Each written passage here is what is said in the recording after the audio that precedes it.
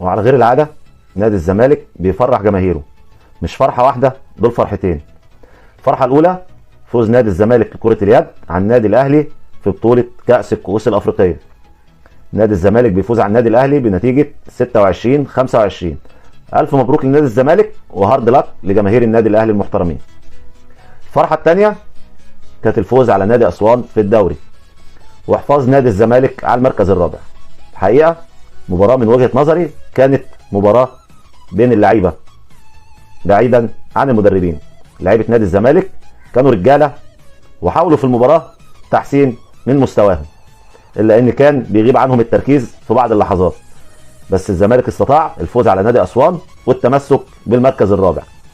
الف مبروك لنادي الزمالك الفوز على نادي اسوان، والف مبروك لنادي الزمالك الفوز على النادي الاهلي في كره اليد في كاس الكؤوس الافريقيه. وبنتمنى النهارده